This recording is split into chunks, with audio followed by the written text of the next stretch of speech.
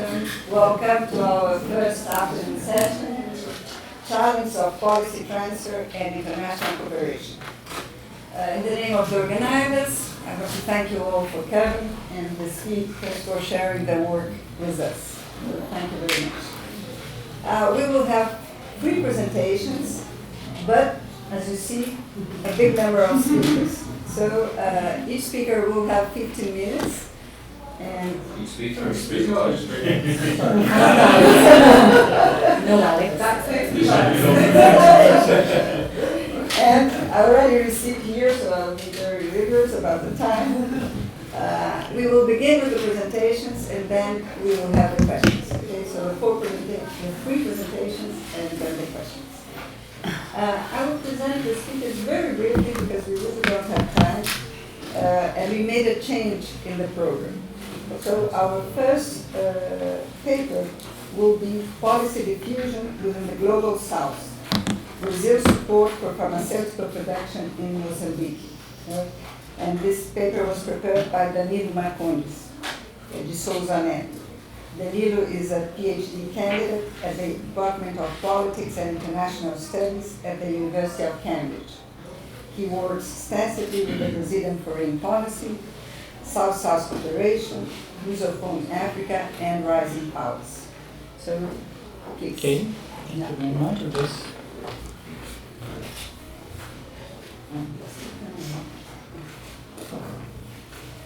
Okay, so good afternoon, everyone. First of all, I would like to thank Usmani and the organizers for accepting my paper proposal and for the opportunity to be here. I'm very happy to be able to share this panel with such a distinguished group of researchers that have been doing really innovative research on Brazilian South-South cooperation, South-South cooperation in general, rising powers. So it's a big pleasure and a big responsibility at the same time. So, title of the paper, as you can see, it's on the screen. I'm looking at a very specific case of South-South policy diffusion, South-South transfer. This is part of a broader work, which is my PhD thesis, which I'm expecting to finish within this year. So I appreciate the feedback that you might have for the presentation. So what is the research about? So my goal with this paper is to understand the diffusion of pharmaceutical production policy that was implemented in Brazil and transferred via a South-South cooperation initiative to Mozambique. Right? So I'm looking at a specific case, which is the Sociedade Moçambicana de Medicamentos. And for those of you who are not familiar with that case, it's a pharmaceutical factory that has been donated by Brazil to Mozambique in order to produce medicines in the country, not only antiretrovirals, but large combination of different medicines, and of course antiretrovirals because of the health situation in Mozambique, the impact of HIV/AIDS in the country carries a significant political weight and a very kind of symbolic dimension to it. And what was the source of this initiative? Well, as you probably know, Brazil is a country in the global south that produces medication. So it has a very strong policy of providing access to the population, especially in terms of ARVs.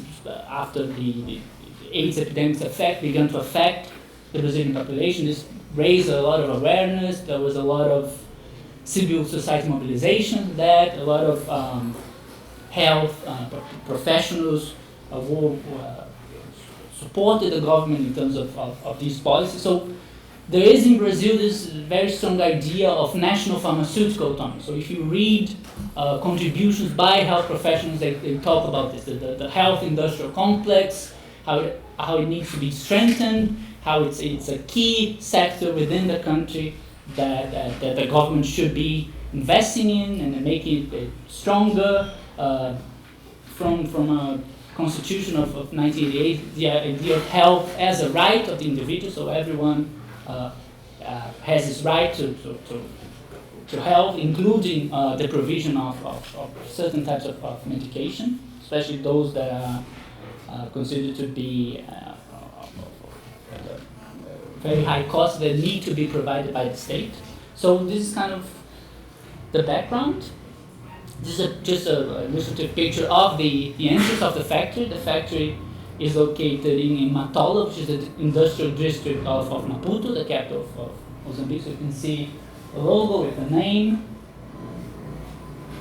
So in terms of theoretical influences, my background is on international relations. So my research draws mostly from DIR kind of theoretical tool.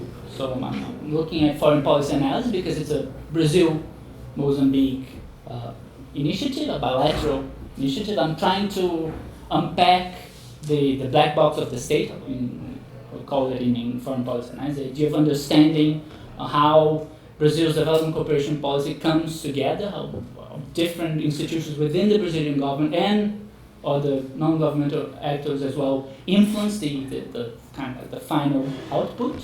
Also the literature on emerging powers and South-South cooperation, which has provided a lot of information about how to analyze the engagement of Brazil as a rising power within the global South. Also the literature from mostly international security dealing with this idea of limited statehood. So what are the implications of transferring a policy to a context characterized by institutional, the lack of institutional capacity, the lack of personnel.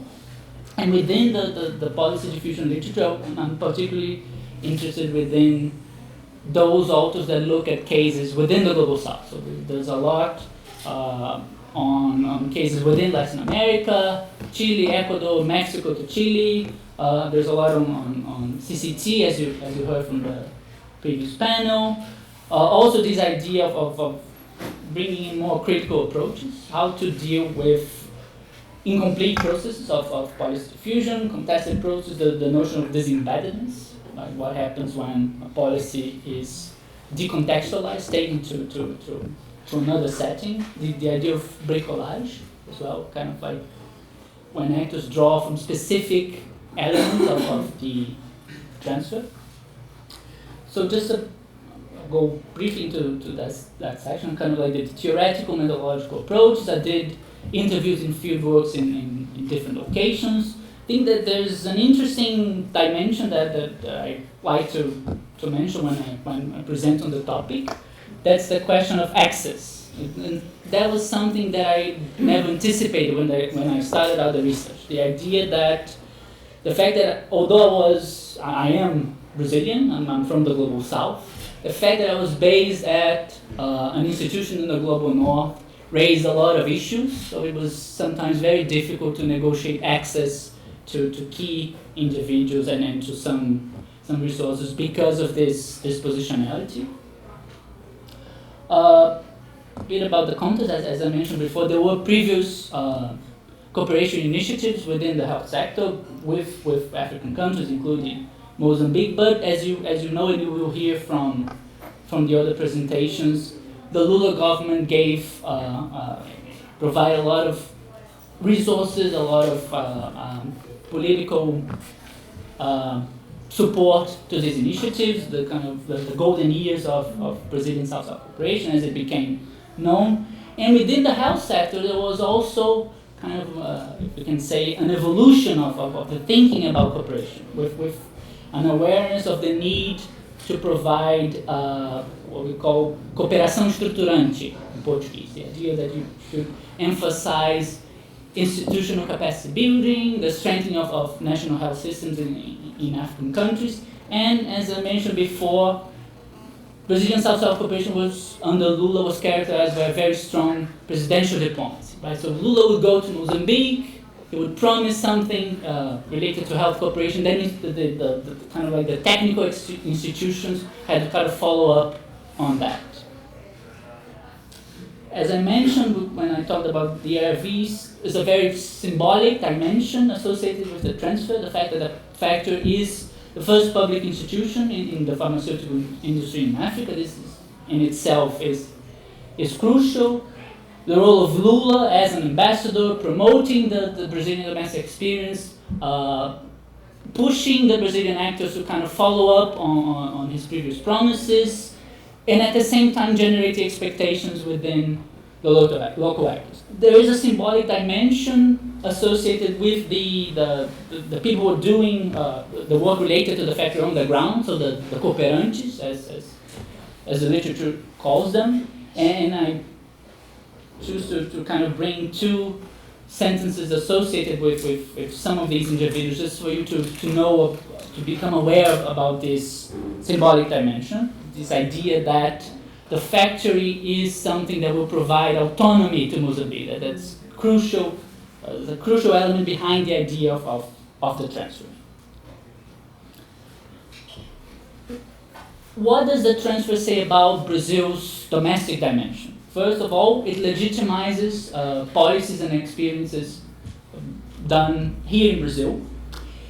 It has also a geopolitical component because Brazil needs constant support internationally within the World Health Organization, within the World Trade Organization, to support this idea of pharmaceutical autonomy, support this idea that countries of the global south should have autonomy to produce certain kinds of medications, including generics.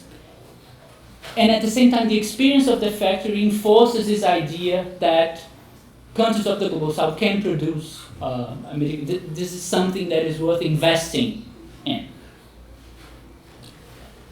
If we go back, what are the challenges that have been encountered with the transfer? First of all, the Brazilian domestic policy emerged due to a very specific context, as I mentioned in the slide.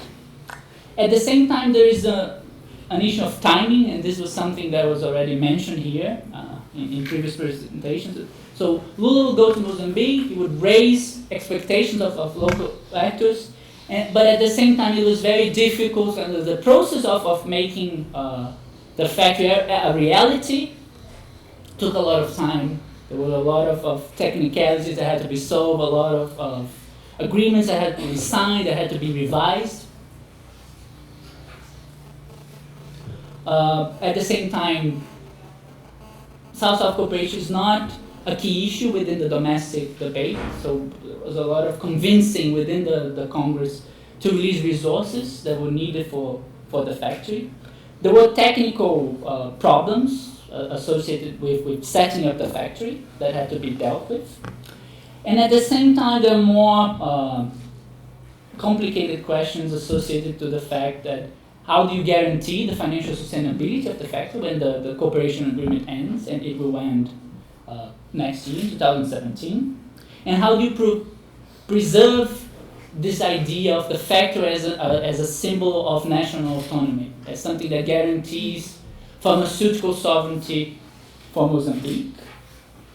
Issues related to the transfer experience more specifically. First of all, the need to address the adaptability of policy, so the context matters, and there's a very interesting quote that was initially said by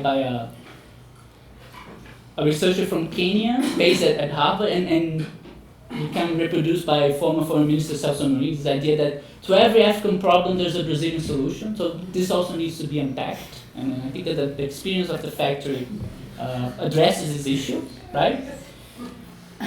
The recognition that transfers do not occur in political vacuums, right? There are issues of domestic coordination, both in Brazil and Mozambique, fast-changing local dynamics. Also, the need to address a certain assumption of familiarity that Brazilian actors tend to have in regards to African Portuguese-speaking context. That because we share the same language, we know the reality of the other, and this is not always the case. And as I mentioned, the need to provide institutional and legal backing to South-South cooperation initiatives. So political will is not enough. You need legal backing agreements that will make South-South cooperation possible and will make it easier. So just to conclude, I mean, my intention with this research is to kind of expand the the empirical and theoretical contributions on South-South transfers. Not so much in terms of looking at why Mozambique agreed to receive the factor, but how this transfer is somehow made possible within the Brazilian context. What's the framing that exists in Brazil that allowed for the government elites to come up with this idea, to offer this idea to Mozambique, and to engage in the South-South cooperation process. And maybe for after the PhD, I intend to see, the experience with Mozambique happened, but I want to see now why other experiences that were also talked about, that were also the subject of visits by Lula to different countries, and why they didn't move forward. So, and I've selected a few examples that I need to investigate more, and I want to see what were the local conditions within these countries, and some cases in Latin America, so that although there was a willingness on the part of Brazilian actors to promote this transfer, it didn't really move forward. So I want to see what are the possible scenarios, the possible information that might emerge from that. So that's it. Perfect. You Okay. in the business.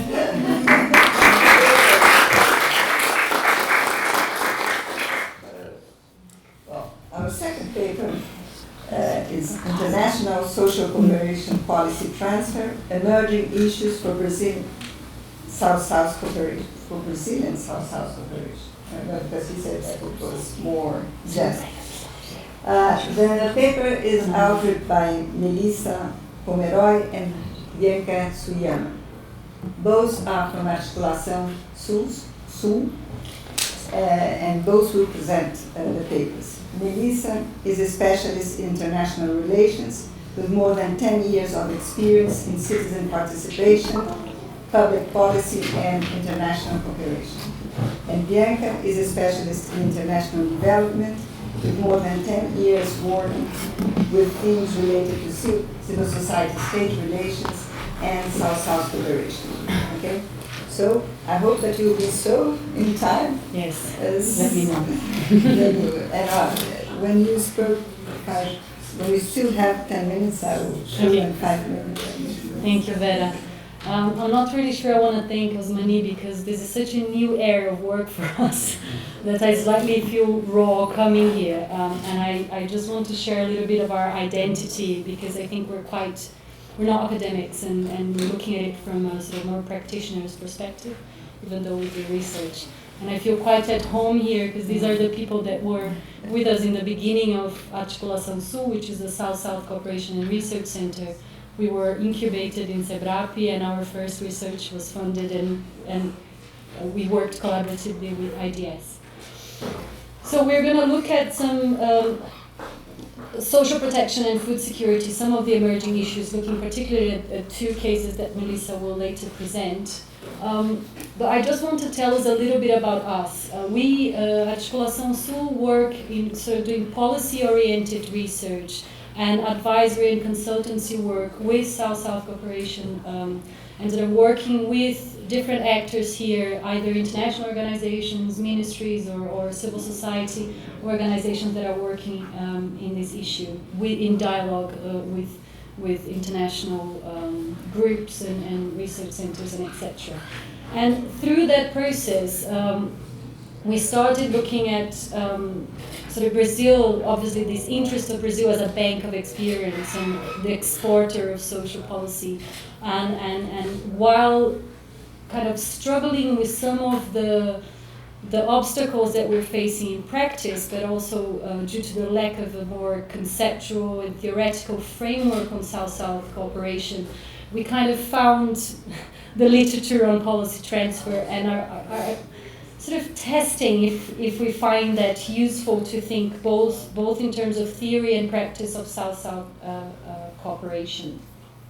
And the reason why I put there, if the literature is useful, not useful or counterproductive, and I'm sure Alex and Jenny will we'll touch upon that in more detail, is because we don't see South-South cooperation as a transfer itself, as a unilateral transfer, but much more around mutual learning. I think we might be assuming that people know what South-South cooperation is, so I'll just briefly say that we look at South-South cooperation as a very broad remit of relationships between southern countries that are economic or political, but also more technical in nature, and we are here focusing on technical cooperation and the projects that have been kind of an offspring of what Danilo was saying of the Lula golden years.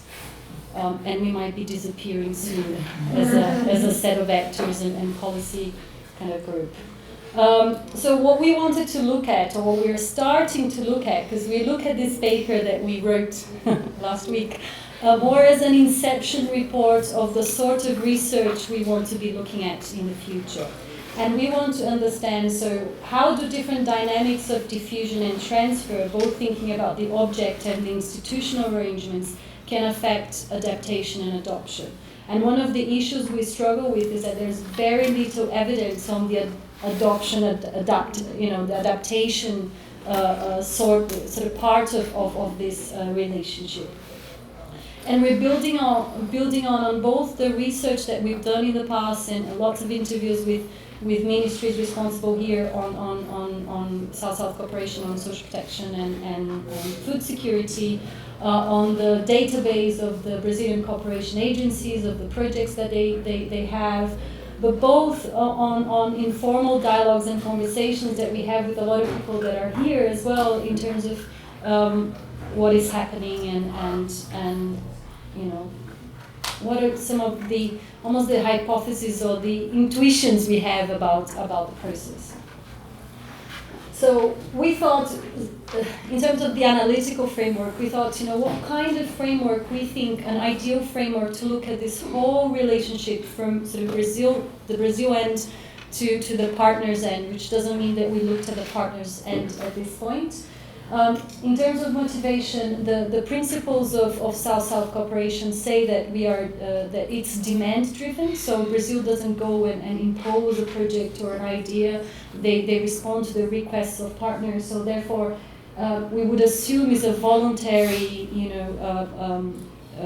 it's a voluntary interaction. But because there's a big role of international organizations, multilateral banks, traditional donors, we could question how voluntary is that.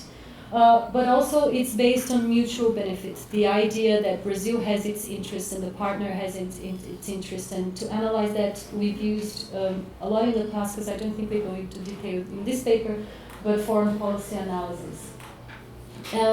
When we talk about objects and, we're looking at, are we trying to diffuse or transfer ideas and principles, or are we talking about policies? Are we talking about programs, institutions, or instruments? And what is the impact of these different objects in terms of the adoption at the end? Wow. Okay. So I'm not going to go into details into the actors, because Melissa will talk more around when she talks about the case studies.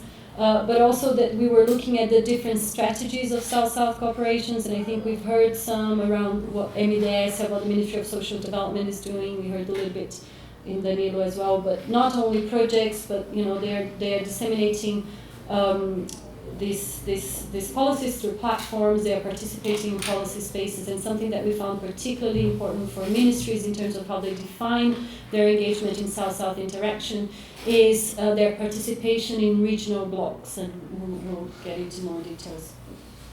Also, a more sort of transversal lens that we're looking is the narrative and the discourse around how you define development problems and solutions, how different people understand social protection as poverty reduction, or social protection as a more transformative process of redistribution.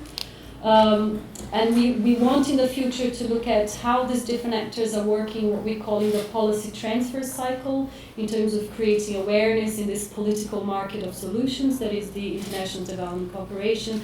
How are people systematizing it? Are they actually supporting the reflection around the particularities of the Brazilian context? And then how does that link into the policy cycle, the national policy cycle? And another area that I think it was raised previously around, this transfer will have a context that there's a lot of there are different political groups and there's electoral politics, and so how and as social protection can be seen as a distributive policy, it could also be seen as a way to kind of reformulate or strengthen the current social contract. When we're talking about the technical cooperation, the South-South cooperation arrangements, we're looking at when the South-South with Southern partners, so bilateral cooperation, exchanges of projects or particularly events that share. There's mutual learning. There is the traditional donors, meaning the bilateral donors that come, and both international organizations that come with the new. They're extremely important actors now in triangular cooperation, particularly in a context where the funding for South-South cooperation internally is decreasing. So the role of these traditional donors into setting the agenda and funding these projects is very important. And within this context, there are important new centers, knowledge-based policy centers. They are kind of a hybrid. They sit within a multilateral organization, but have a Brazilian partner and have a lot of sort of more leadership. Oh my God, okay. Leadership of Brazilian actors. There you go. Thank you, Bianca. Well, I think I'm gonna need 2 minutes more. But I have cut parts of what I was talking, what I was going to talk. So, our initial question was: do those different arrangements that Bianca just presented about how the Brazilian South-South Development Cooperation is structured, if those arrangements present different kinds of contribution to the expansion of social protection in other contexts?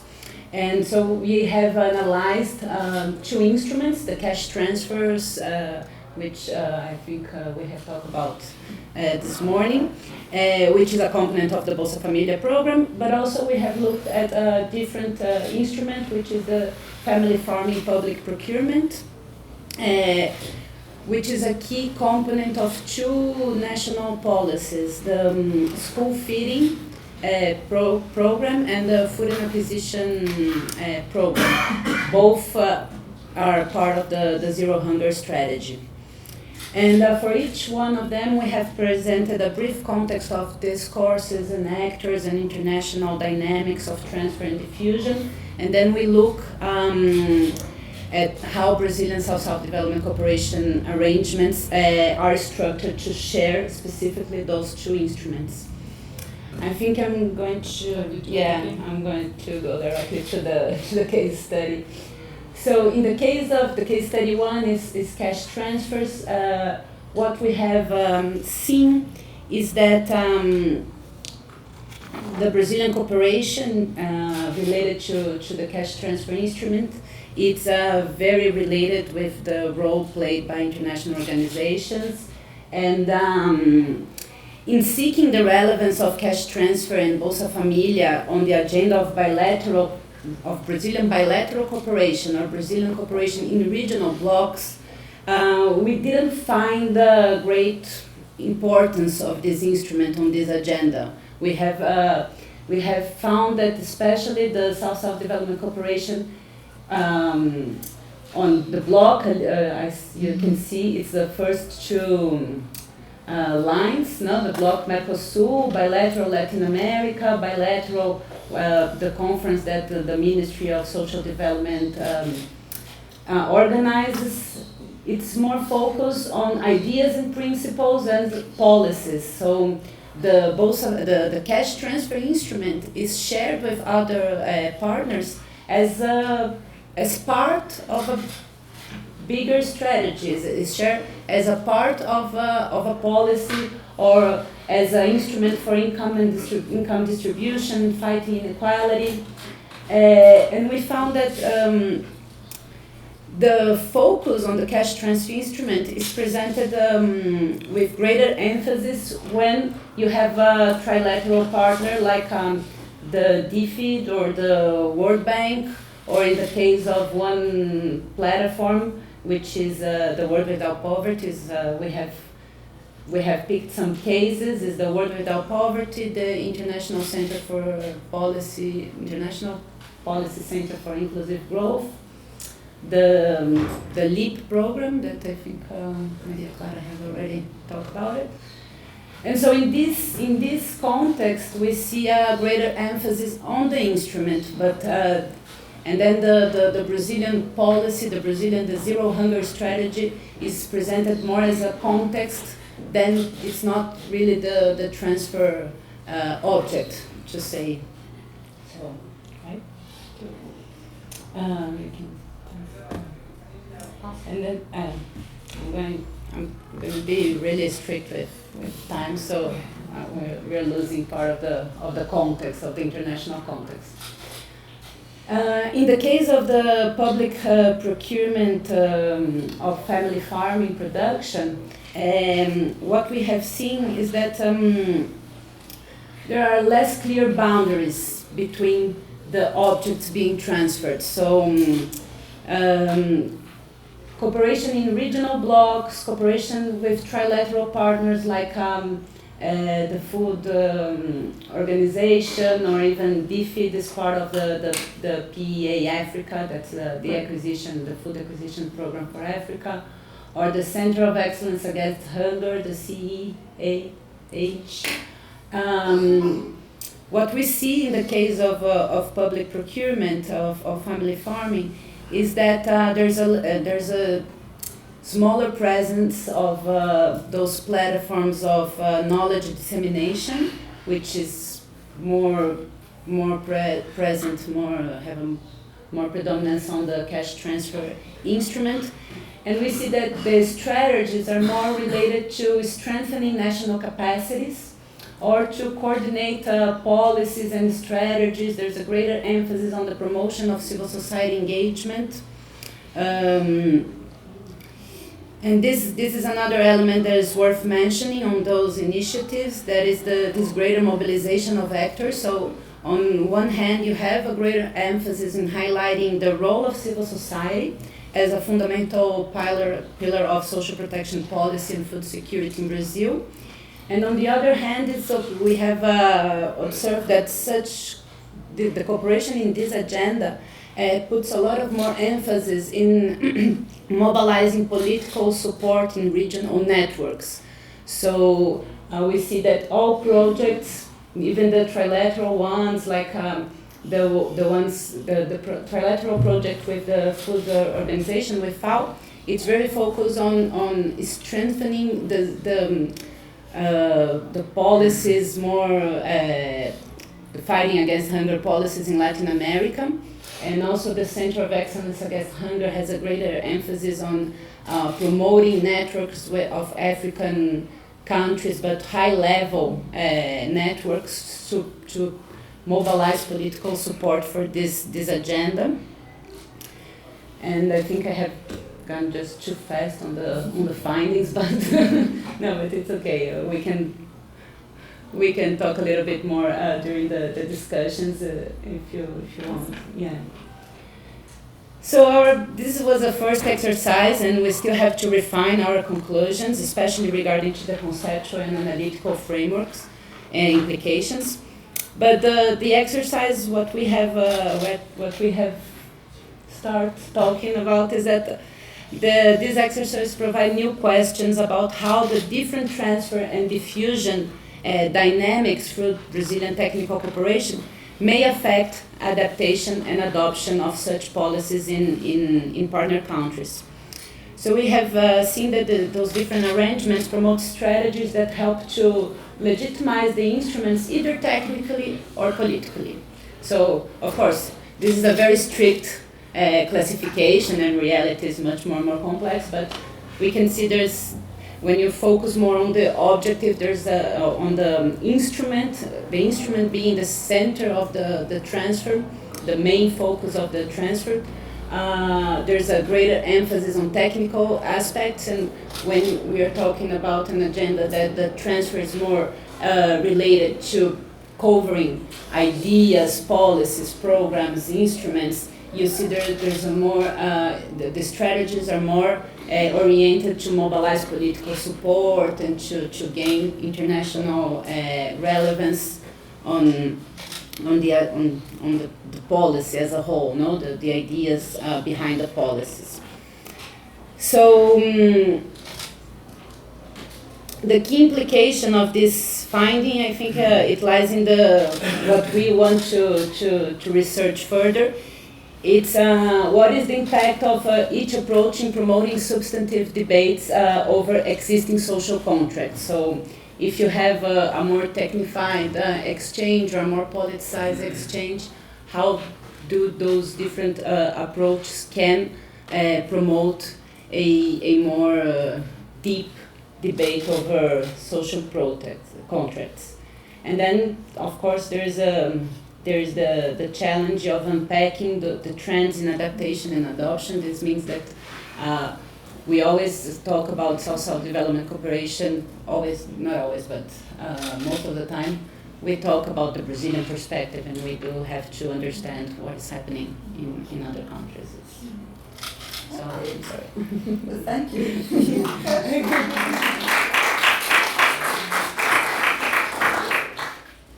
Okay, so yeah, it's amazing. Our third paper is a complicated title: From Policy Transfer to Mutual Learning. Two terms that we already heard a lot now. Political recognition, power and process in the emerging landscapes and international development cooperation. The paper is authored by Alex Shankland and Jennifer Constantine. Both are from the Institute of Development Studies of the University of Sussex. Alex is a social scientist with over 2 decades experience of working in Brazil, Peru, Angola, and Mozambique in topics related to democratic representation and citizen state engagement in development, climate change, and health policy. And Jennifer is also a social scientist. She was the co-founder of the Rising Powers International Development Program, an IDS program, and she's now the co-convener of the Mutual Learning Program. So she will explain us what is mutual learning. Okay. Do our best. Great. Okay. So thanks very much, and I think what we're going to do is going to overlap, and we'll try to make it overlap in an interesting way, in a mutually helpful way, with the excellent presentations that we've just heard from Danilo, Bianca, and Melissa. And also in terms of positionality, there's overlap. I mean, Bianca mentioned that we've worked together, that the Articulação was pioneering research on the status of debate of Brazilian development cooperation, was supported by IDS.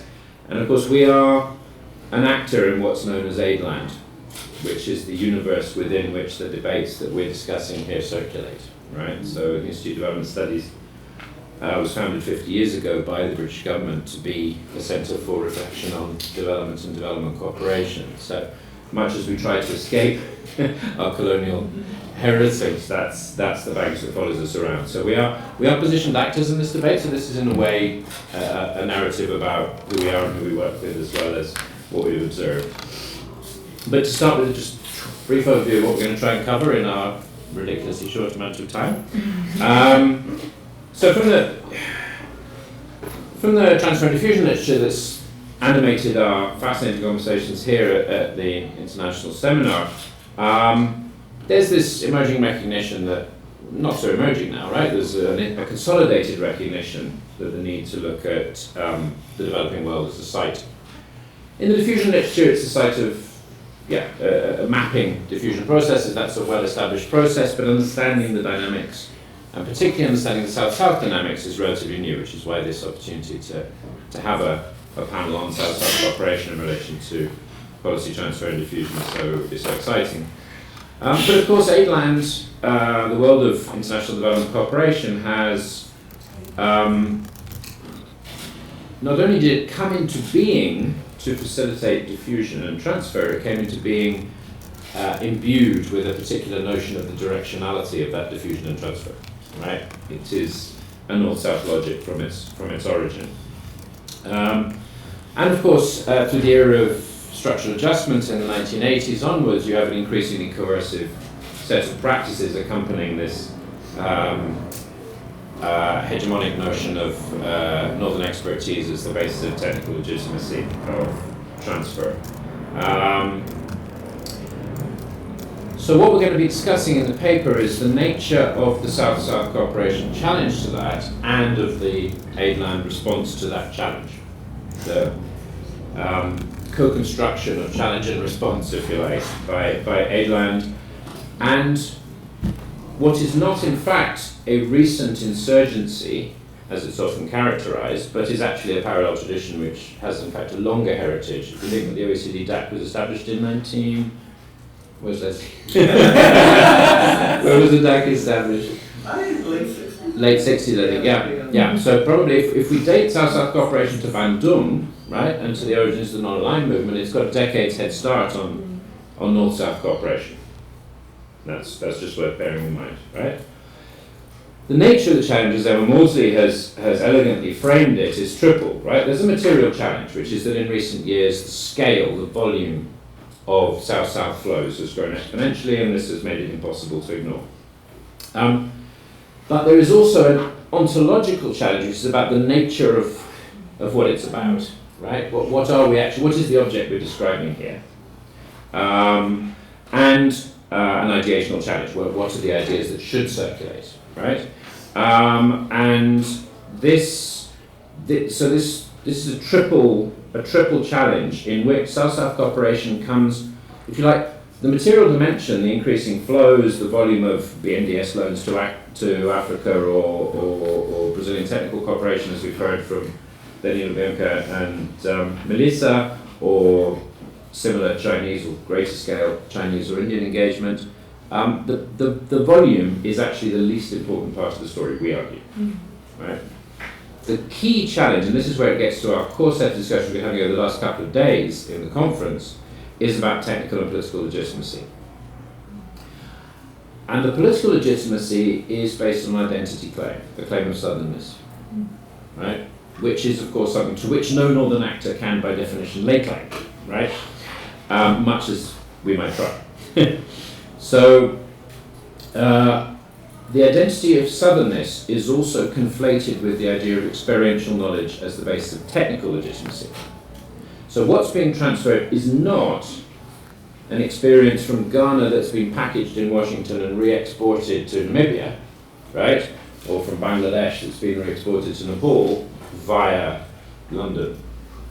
This is direct transfer by actors with lived experience of engaging with these challenges of policy innovation and implementation in their own contexts, right? So something the North has been dodging over the last few decades. You still have 10 minutes. Okay, well I'm still on the first slide, so. So the North has been dodging the challenge of its own contradictions, its own development challenges, if you like, by shifting the focus to the need to package up the development challenges and the development solutions of one part of the South to another. So we argue this is basically a story about the politics of technical legitimacy, the knowledge politics of claiming expertise, but it's also a story about the technical challenge of making your political legitimacy claim effective, which is a bit the story that we've heard already in relation to Brazilian development cooperation. Very strong political claim to legitimacy based on domestic results, political leadership in the shape of Lula, a set of practices and discourses which are extremely powerful, and now the challenge of how do you actually make it work and prove that it works, which is a political and a technical challenge. Okay, and we're going to talk about basically how aid-land has responded to this challenge through something called the Global Partnership for Effective Development Cooperation, and then how the world of South-South cooperation has responded to the challenge of the response to the challenge by trying to construct technical legitimacy.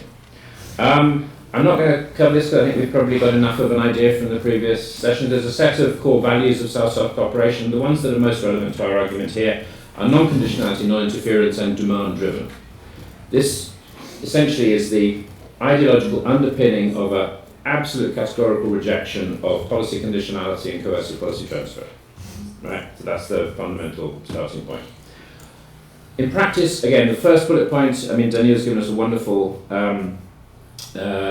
rich example of this from Brazilian development cooperation practice, which is actually the one we were going to use, so you've already heard it. The notion of structuring cooperation coming out of Brazilian reflection on how to do South-South cooperation in an effective and sustainable way. What we're going to add to that is the discourse of mutual learning, as another example. So this is basically a Chinese discourse, which it was interesting. I was at a seminar in Beijing and we were discussing how you actually translated it, and it came up with, because the original I think is slightly different, but the one that's now sort of become settled as the official. Does anyone speak Chinese here? Oh no, okay. Maggie does. Can you read that? Hong Dong Shui Xi, is that right? Is it Gong? Hong Dong Shui Xi. 共同學習啱。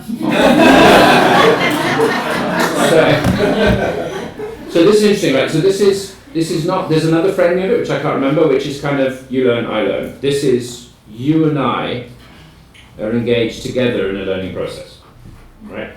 So that's, and the English approximation is mutual learning.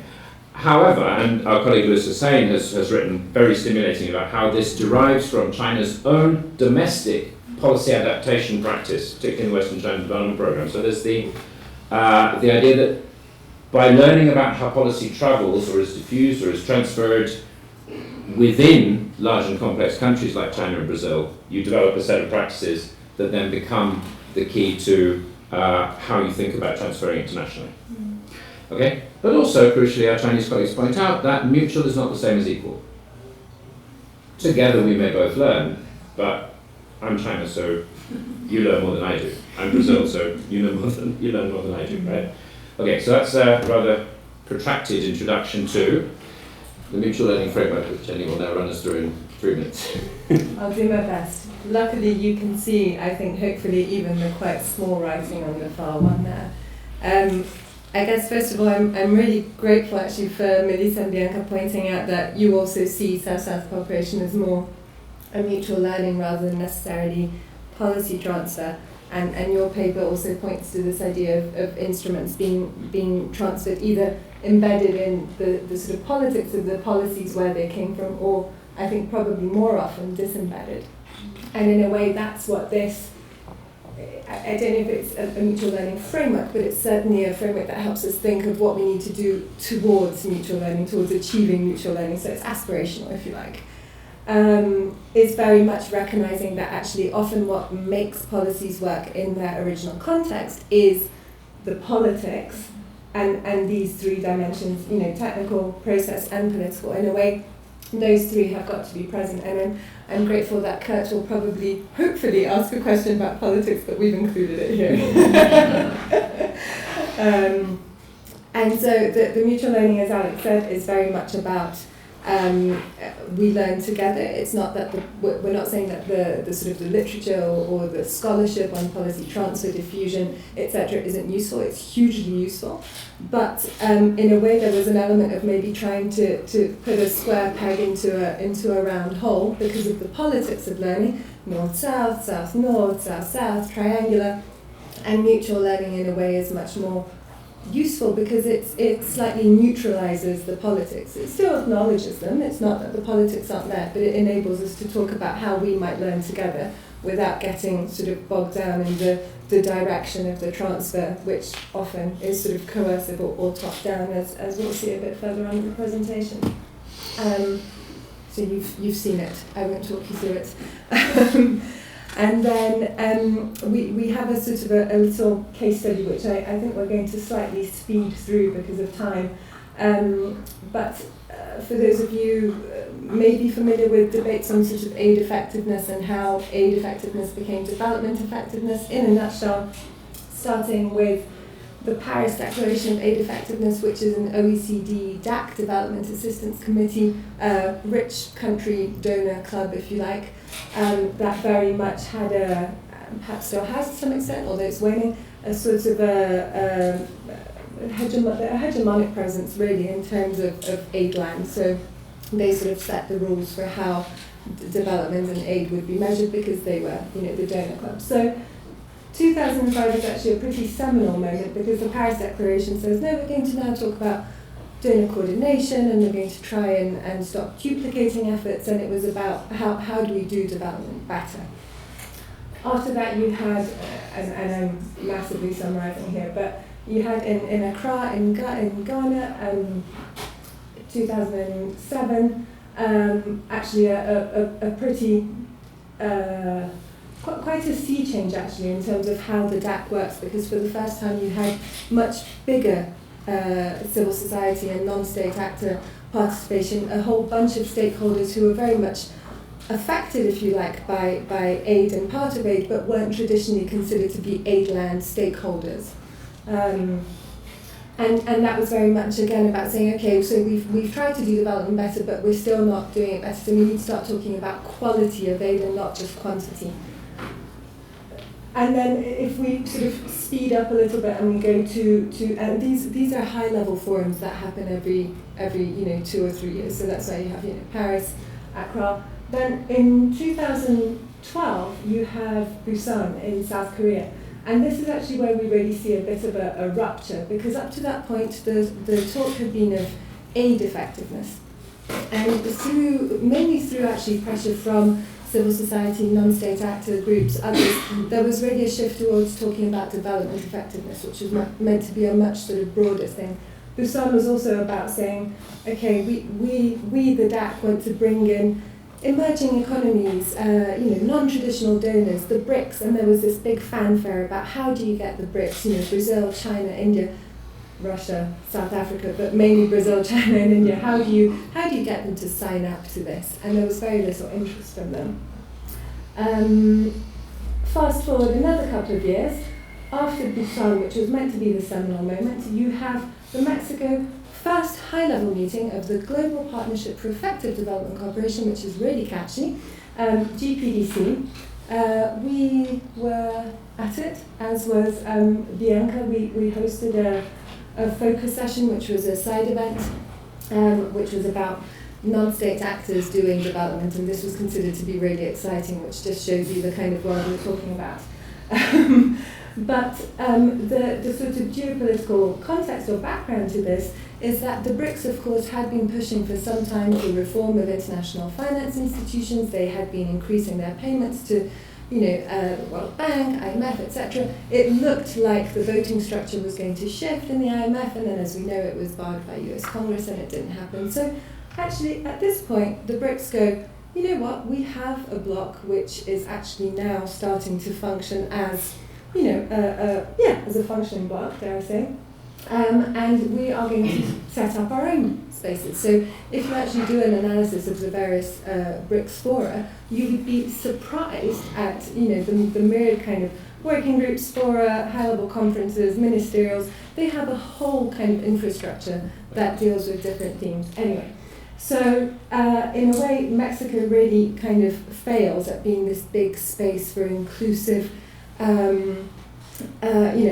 inclusive space for new actors and old actors coming together to talk about learning in terms of the how of development cooperation, which was the original project. Obviously there are some significant issues of power and process there, this top-down coercive thing of the DAC trying to bring countries into it that weren't particularly interested in being part of this club, and at the same time this question of which the whole question of policy learning or mutual learning, if you like, was really where the GPDC, if you like, failed. It's not to say that it didn't have any value, but the GPDC had positioned itself as a space where, as the 2015 was approaching, the Sustainable Development Goals were coming, it was positioning itself as a space outside of this UN process that would focus, would bring together non-traditional donors, traditional donors, non-state actors, etc., to really talk about how could you learn about experiences from the South and experiences from the North, with the DAC as a sort of repository for Northern experience, if you like. It didn't work because if we think back to that little framework that we had, they didn't get the politics right. They had the content right, but they didn't get the politics right. maybe you can talk about Yeah. the launch of The Neto. Nest? Mhm. Okay. Well, I think we were all there at the launch. 1 minute. Okay, 1 minute. Okay. Well, actually, I won't talk about network southern think tanks. I'll hope someone asks a question about it so that Bianca and Vanessa, who are actually part, in fact, leading actors in the Brazilian chapter of the Network of Southern Think Tanks, can talk about it. I guess very quickly, the point about the Network of Southern Think Tanks is that it came into being to promote a more systematic approach to South-South cooperation in a bid for technical legitimacy. So just as we've seen the GPDC trying and failing to construct political legitimacy, you also see a group of key government-linked think tanks and a few non-governmental allies trying to construct a platform for technical legitimacy. So there are all kinds of issues about why it came into being, why was it launched in Mexico, which is an interesting question in itself, given that the governments of China and India refused to participate in the Mexico high-level meeting, and even though Ambassador Abril of the Brazilian Cooperation Agency did go, he spent the whole time insisting that Brazil was not part of it. So there's something to be explored there around why Nest identified the Mexico meeting as a launch pad, which is about this slippery boundary between the technical and the political. So I'm not going to go into detail. I guess the key point is that the way Nest has gone about it, and Bianca Minister can correct me if I'm wrong here, is that they've started trying to come up with a set of consistent indicators for measuring South-South cooperation. Now this is of course very important for domestic constituencies who are clamouring for transparency and accountability and want to know where the resources are going. However, it doesn't it mirrors an aid-line logic that development cooperation is about numbers.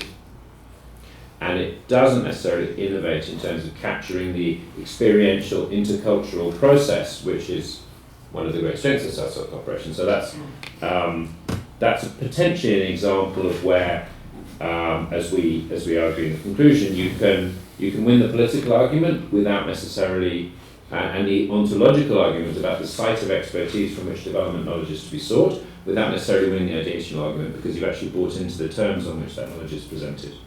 So these are just some concluding thoughts. Essentially, where everybody knows we're in a multipolar world, etc. But what this has done is erode the north-south boundary in ways that are convenient and inconvenient for the north and the south, in complex and contradictory ways. In the development cooperation industry in aid-land itself, what's interesting is that you have, for example, Prime Minister Modi of India is not particularly interested in South-South cooperation, of which India has always been one of the great exponents. It's not a discourse that's particularly helpful to a roving government in India. Likewise, the Chinese reckon they've outstripped the rest of the global south, so there's not much point in then having a collective identity with the global south. Same time, the north finds it awfully convenient to have the win-win agenda on the table thanks to South-South cooperation, because of course it can be more open, less hypocritical about the commercial interests that have always lain behind North-South cooperation. We also have the rise of global recognition of challenges that cross borders in the sense of global public goods, or apply equally across North and South in the sense of challenges around inequality and sustainability. What it's done is it's opened up this market, the solutions market, right, to which Bianca Minister referred. Given this the solutions market, we coin this term gimmick, globally influential middle-income country, as a slightly jokey way of referring to the way that countries like Brazil, Colombia, Mexico and others produce policy models that can then travel in this new marketplace and can travel more easily to the north. However, there are vested interests in North and South which militate against making aid land, making the institutions of development cooperation, such as the Global Partnership for Development Cooperation, a core place for mutual learning and for policy transfer, south to north, north to south, on a more equal basis. In the north, there's a lack of capacity. They're just not very good at it. Oh, time to wrap up. Okay. And there's vested interests in maintaining the status quo, as was very clear in the failure to reform the international financial institutions, which was not just the US Congress, the Europeans also refused to accept a more appropriate distribution of voting shares. But the South, it's also convenient to keep the polarization going for geopolitical reasons, which we can get into later if necessary. So given that aid land is not necessarily going to change,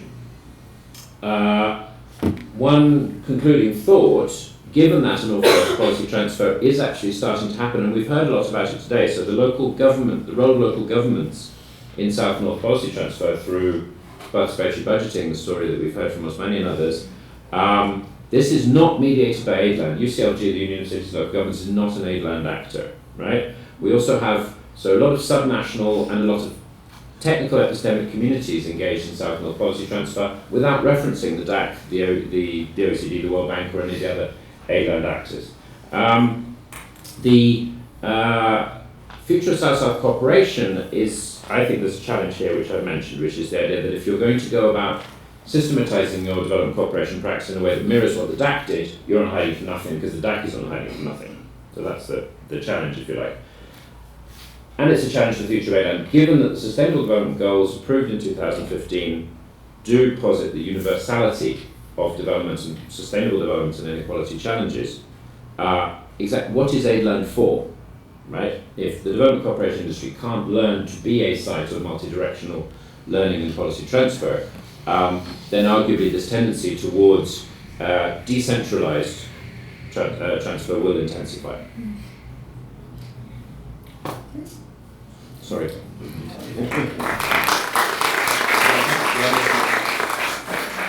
Okay, thank you very much. And let's open. Okay. So I'm Coelho, I have a question. In many ways I see a real tension on the panel here because the papers that we heard about Brazil and also the one we heard about CCTs in Ghana, it strikes me as very asymmetrical. It's not mutual learning. I mean, what did Ghana learn? Ghana learned from Brazil. What did Brazil learn from Ghana? What did Mozambique got a factory donated? What was the return, right? Mm-hmm. And the other thing is, of course, I mean, as we were saying, this is not only development cooperation, but of course Lula was trying to raise Brazil's profile as a global power, and he was traveling not only with development specialists, but with all the empreiteiras who wanted to do big projects in Mozambique and in Angola and whatever.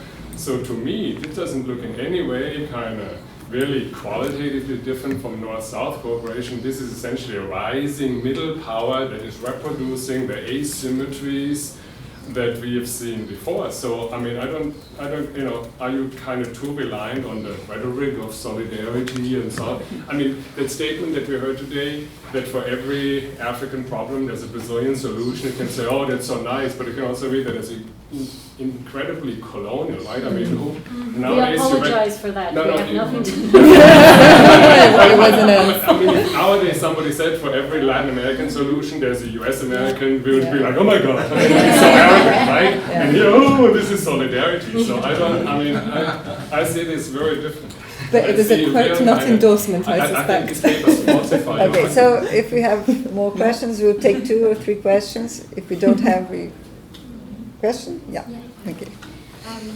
Actually, it's more like trying to understand a little bit and ask if the speakers agree with some of my thoughts about the South-South cooperation. I think that Brazil, in case of Brazil, I think that our social policies, which presented good results, was like a good image for South-South cooperation. So we have good experience inside. So it was like a call, so we could do this on other countries. So I think that our successful experience nationally, it was a good advertisement, if you like. But then I think that it's the difficult point of Brazil, that the South-South cooperation, it's so different if we take different cases. Like, for instance, in medicine, and I think that on technology, because of the nature of the cooperation, it must be organized. Like, you have to create a medicine, you can't do anything. So it makes like a best case somehow. But if we go to the educational field, we have like so many different experiences with so many different results. And so I think it's a totally different word, and it's something like our inside problems also as we coordinate things inside, because it's like a mess also. Like to do soft cooperation, we have the ABC, that is the Brazilian Agents for Cooperation, but we have the ministries that are involved in the cooperation, and sometimes the ministries sign a cooperation and the ABC doesn't have any idea that that's happening, and the Ministry of International Relations, Foreign Relations also doesn't know, so there suddenly 10 people, Brazilian, arrived in the country and they go to the embassy and the embassy says, well, I have no idea what's going on. So we have like so many internal problems. And why am I saying that? It's because I think that if we want to the soft cooperation be a policy that can be sustained regardless of the government in power, not to be just one chapter in the history of Brazil. Once we had a president that thought it was interesting and, oh, that was nice, and move on, never happen again. So if to build roots, I think that it's not just from the government role, but also the academics and the organizations that are involved in this soft cooperation implementations, the NGOs, to keep pushing to do some systematization of these words, because I think it helps to create better policies, so we can help with indicators that it's not settled in soft cooperation. So I would like to see if you have some thoughts on that and what we could see forward to make it continue going and be more sophisticated policies, regardless of happening with our government. Okay. Here we have one more question. Yeah, so take advantage of Melissa and Bianca here to ask them about this. So in case Temer becomes president, one of his proposals is to merge the Ministry of Agrarian Development and the Ministry of Social Development. Creating Why one are we single. doing this to? Why are we doing this? Can we be in a bubble here? What would be the impact of that to all these programs that you mentioned? Okay, so let's begin. You want to begin answering? Okay. So we do this way. Should I start with his point? Just related to your point, I think we're not starting from the point that every single South-South cooperation project is around mutual learning, and actually it is more unidirectional. I think what we see based on actual project evaluations that we've led on big South-South cooperation projects such as Cotton 4, which is an agricultural project, but also discussing with partners, by partners I mean countries in Latin America and in Africa, is that the fact that we've never been a colonial power makes a big difference, and I think we questioned a lot the discourse on solidarity, and through research and engagement, what we realized is the technical political legitimacy that they were discussing, and the fact that people are asking Brazil. The demanding projects based on inspiration, and that's hugely different. The other thing that we hear a lot is the way the experts and the technicians go to country. It's completely different from the A-blend bureaucrats. In terms of establishing more horizontal partnerships and really building, co-constructing knowledge. That doesn't mean that generally it really happens kind of bilateral learning, but it's a different standpoint. And the issues around politics, I think, so Lula and everything else, we don't discuss that in this paper, but it's definitely something that deeply influences the whole debate. And I'll let Melissa say what we'll do with Temer. Do you want to complement this? Okay. No, I'm not gonna talk about Temer. I'm gonna talk about cooperation and the international. No, but Danilo asked because the experience we analyzed are promoted by different ministries. The agriculture development and the social development ministries. And there's a proposal that the new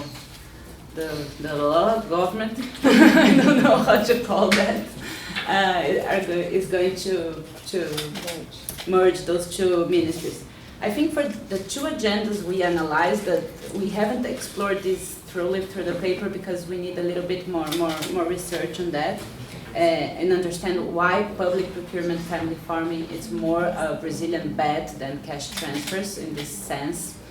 But in the case of cash transfer, the international organizations and traditional donors finance it. And in the case of public procurement of family farming, Brazil finances it. So I guess the answer is here. There won't be more financing for public procurement of family farming. So no, I would just maybe complementing your question. I think that maybe in terms of policy diffusion, it can be good because all the ambassadors of the policies which are in the ministries now, they are moving to FAO, to PMA, to these spaces. So if they were at a point doing national politics inside here, they don't have a chance to do it anymore, and they still need to find work and to keep with their agenda. So they're going to bring their agenda as ambassadors to FAO, PMI, to the organization. So in terms of diffusion, maybe it's not that easy. It's not easy because what makes them ambassadors is their institutionality. Because there is a huge dispute internally in those international organizations. So what gave them the legitimacy to be those ambassadors is the institutionality they have in the Brazilian government. So going to an international organization, there will be just another international development expert with one proposal and one method. So they will not be like the ambassadors they are once they are in the Brazilian government, because what gave them the legitimacy to be ambassadors is what Lula have done, and the results their policies have shown here in Brazil. So it's a huge difference. And I think there's and I also in the case of rural development, just to broaden a little bit the scope, the difference that we shouldn't forget, and we usually forget, is that in the regional Latin America and also in the Portuguese language speaking community, there's a great emphasis on the civil society mobilization. So with its challenges, but still there are other forces that may press for this agenda to keep moving in somehow. But also our ambassadors in international organizations, they're also financially backed by Brazilian line ministries. So I think this will, we have these actors, social networks and money that will have a different equation after all. So I tame it. So I have just a brief response to Kurt's comment. I think that the case of Mozambique is very illustrative of this. So in Mozambique, Brazil has gained a bad reputation because of Vale displacing communities, Igreja Universal do Reino de Deus getting money from poor Mozambicans.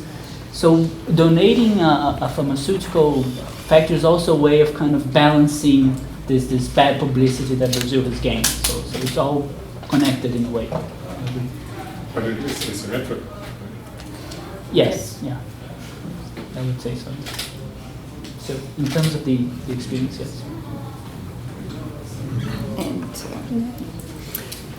So a couple of things. I realised that actually I completely flew away from my slides, but hopefully you read them whilst I was digressing.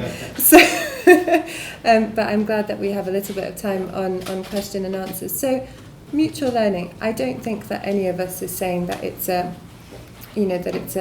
panacea, or that we're saying that actually this is how it is. But in a way, it's a different way of looking at what's currently going on and trying to understand it better. I think I'll go back a step.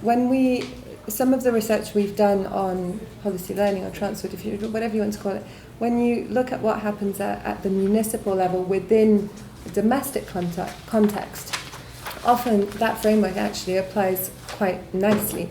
and it is, the politics are acknowledged, but it's about kind of responding to, you know, local issues. There are often relationships and networks in places, and, you know, people will kind of connect with each other and say, listen, so how did you sort out that particular issue? And often they're very routine, not terribly sexy kind of developmental challenges. But that's, you know, that's why it works.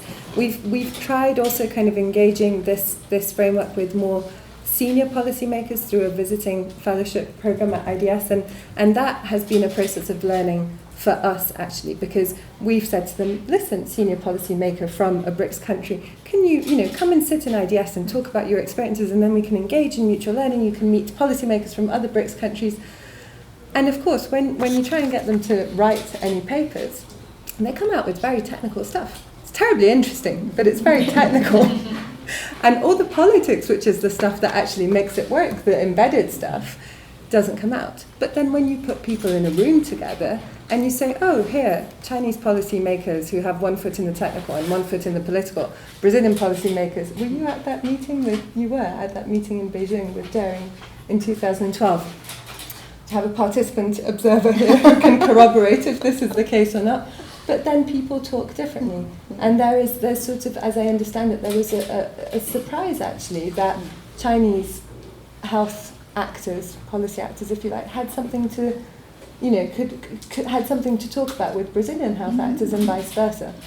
So it's perhaps a different way of looking forward at a time where now supposedly the universal element of the Sustainable Development Goals and of the post-2015 agenda means that now when you talk about these sorts of development issues that South-South cooperation or triangular or whatever was trying to fix with solutions, actually these are no longer problems that only occur in developing countries and that have to be reported on in terms of what's happening in developing countries, but also in developed countries. And very quickly, if I may, it then speaks to this question about for example, family farming and local, these sorts of things. Mariana and I and a few other colleagues are starting a project now which is about South-North learning and North-South learning, so mutual learning between the UK and Brazil. And it's also part of a sort of a parliamentary exchange, which is policymakers in the UK saying, oh, we suddenly have a problem with child poverty and food poverty in the UK. This is really problematic.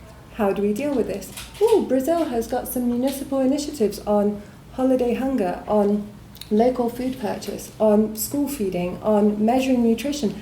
How did they do it? And these are conversations that we've had with parliamentarians. Then you come to this side and you speak to colleagues like Mariana, and it's like, Mariana, what would be of interest amongst your networks in terms of the UK's experience? Oh, well, regulation, dealing with the private sector here is really problematic, and that's something that the UK and the EU have done quite well. So in a way, why does this, we're only starting, so I can't say whether it's going to work or not, right? But why I guess we're excited about it is because, as Alex was saying, this is happening outside of aid land. Although, and just to briefly, maybe slightly disagree with Carlos' point, funnily enough, the reason this project has come together is because someone who is a former aid land operator has sort of left aid land, is now involved in domestic sort of civil society. And she used to work with donors that were involved in trying to promote Brazil's experience. I know very well. I know you know. Yeah. I know you know. But Yeah. So she's a good example of how different champions wearing different hats and drawing on different networks can actually be sort of catalysts for diffusion and potentially transfer, but with a process of adaptation. I'll stop there. Thank you. Okay, thanks. Great questions. Just to complement, I think, what Jenny's response to Kurt, I think Chinese got it right? The mutual learning is not about symmetrical learning. It's about acknowledging that while this may be about your learning, I may learn something as well. And that acknowledgement has been absent from North-South Development Cooperation. Yeah. The recognition that we may have something to learn. So that in itself is of political significance, it's of methodological and technical significance, and it makes a difference. But the claim of symmetry is, if you like, an Achilles heel, because there is a slippage in South-South discourse, and equality is one of the principles that the UN framing mentions, right? Was it mutually beneficial relationship through demand-driven and a solidarity? But there is a kind of horizontality logic there which does slip into claims of symmetry that don't stand up, patently don't stand up, between China and Ethiopia or Brazil and Mozambique or whatever. But what it's done is it's forced the North to acknowledge the possibility of learning. But because that doesn't really compute in aid land logic, it's created an existential challenge for institutions like the DAC.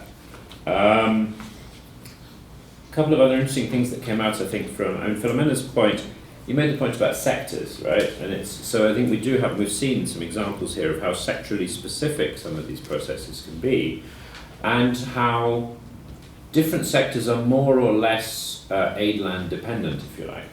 So there are some processes of diffusion which go through networks that don't require mediation by aid land actors because they have consolidated global networks of their own.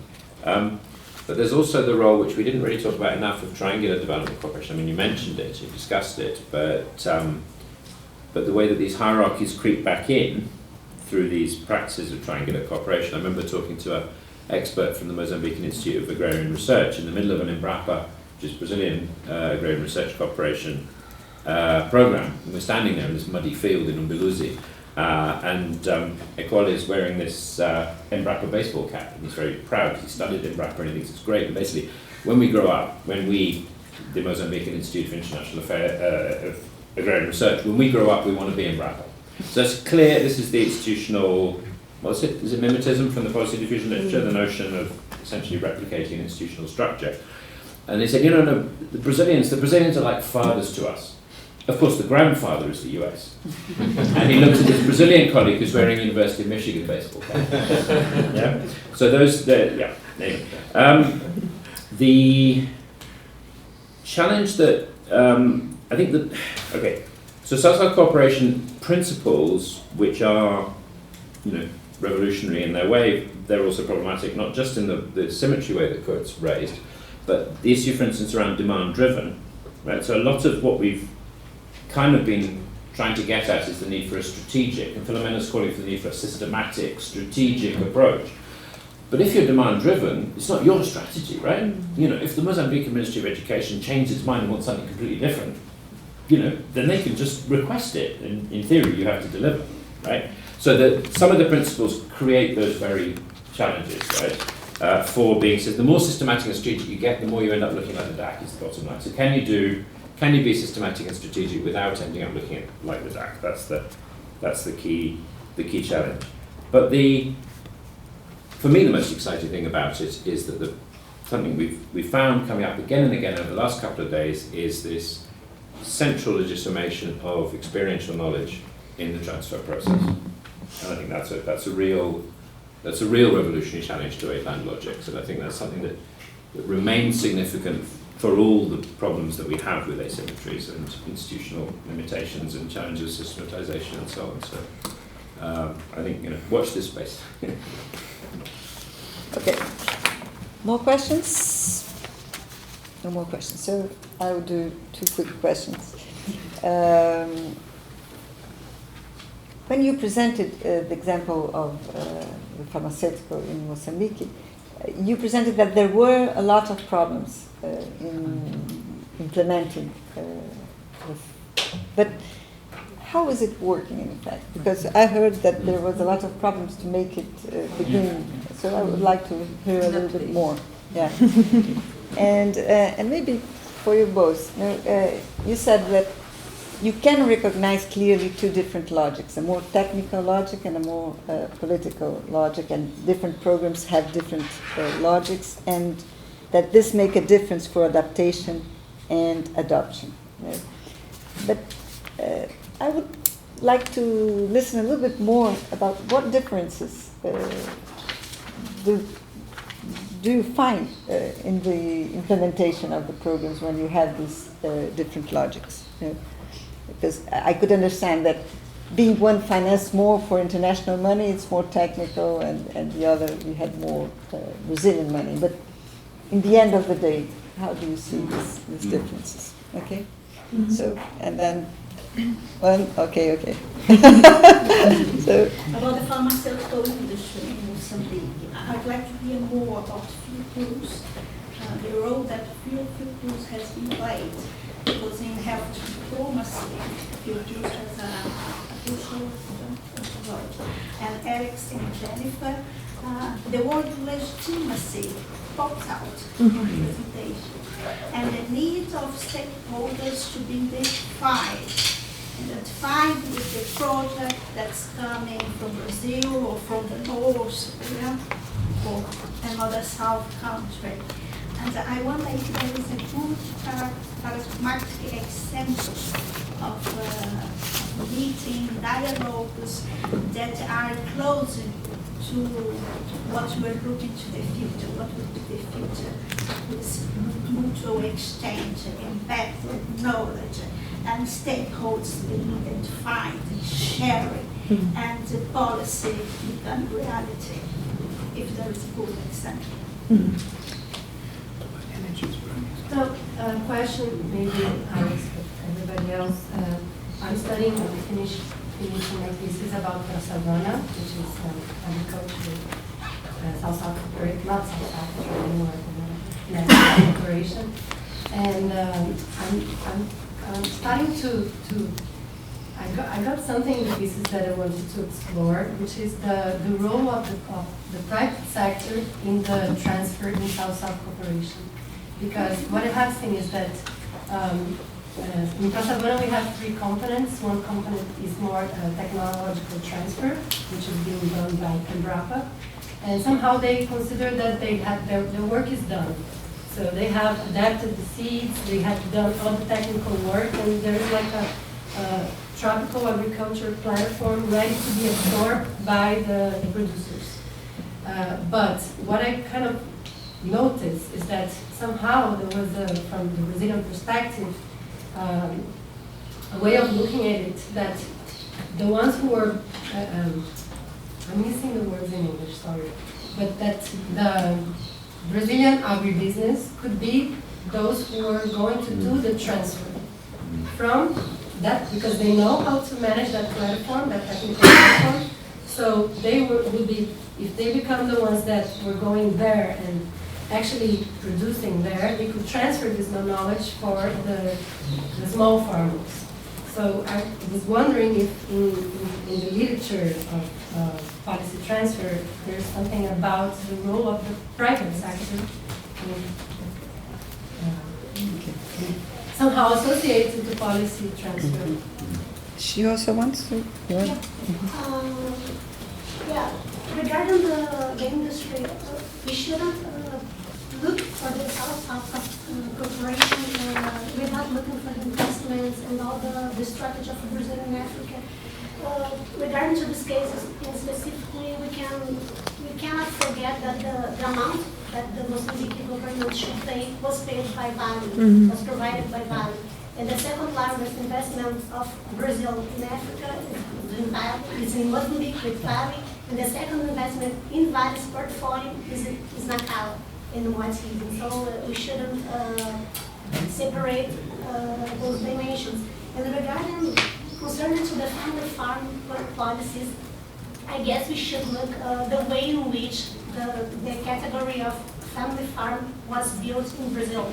Because it's not a concept, defined concept, but it's a field in dispute. We have different looks for this category, and it relates to the identities and the way in which the farmer is using and working in the territory and everything. And so when you export the policy, we export the conflicts also, and those conflicts will merge with the context in the country that are receiving the policy. So maybe one way to look for this question is to look the way in which this policy was built in Brazil in the 90s with the unions, with a strong civil society, but with a lot of conflict to what is the family farm? You have fishers, you have nowadays quilombolas, you have comunidades de pasto, and you have the agriculture from the south. that works with the agribusiness. So maybe this is an important question to regard. Okay. Well, I don't think we will have time to answer all the questions, but I will ask you to pick something that you would like to react, so that we finalize. Danilo, you begin? Yeah, okay, so I'll choose your question. Yes, indeed, you're correct. There were many problems in having the setup of the factory. The main problem now is the financial sustainability of the project. So the factory is there. It's already producing 3 of the 16 drugs that it was supposed to produce. So it's moving slowly, but it's there. And the main challenge now is to guarantee the actual appropriation of the project, right? To guarantee that the Mozambican government will take over the factory. It's not under the Ministry of Health, it's under the institute that manages state assets, so UFABC. So that's a bit problematic because it's not the Ministry of Health, right, where it should be. And then what the Brazilian actors and the Mozambican actors are trying to negotiate is how to guarantee that the factory will continue after the cooperation agreement ends. And not be sold to the Indians. Exactly, or the Jordanians. You, only one of you. I have a one-word answer. Okay. I think to the question about implementation. I think to the question about implementation, I suspect that ideology plays a big part in terms of how global advocacy is constructed, how it's embedded, how it's underpinned by a global diplomacy. So think of FAO's role with MDA, with CEBRAP, with, if you think of that, it's a sort of fairly monolithic construction. A lot of it which is behind the scenes, a lot of it is Brazilian policy actors, you can tell us all about it, travelling to Rome and everywhere and doing a lot of foundational work, and then also doing it through regional networks in Latin America, in Africa. And so these are things that are global, but they're embedded in regional, national, and then also eventually, I think, municipal processes as well. So there's a sort of ideological through line which helps connect and embed this, and it recognizes, in the political sense, the political project that Karina was talking about in the construct of these policies where they first originated, I think. Thank you. Yeah, we start this hypothesis that is very linked with what Jenny just explained, that all the levels are necessary, working in all levels, ideas, policies, and from the global to the local, and this can have a more substantive impact on thinking the political project that's behind an instrument, on how, for instance, when we're talking about the Bolsa Família or the cash transfers, we're not only talking about fighting poverty, but it was a redistributive, or at least the wider framework behind it was a redistributive political project. And so this is an hypothesis. We haven't done any research or field research, or even if it's not field research, but taking different cases of implementation and analyzing implementation to see what are the pros and the cons of different approaches, the technicized or politicized, because I think we're gonna find that this more technicized approach also have good things to the implementation, because the more politicized approach has many how can I say, debilities for implementation, because there's the lack of this huge structure of knowledge transfer and evidence-based and systematizing, and so it's more like a root a militant implementation. So I think both will have pros and cons, but we still will have to research more on that. A final word?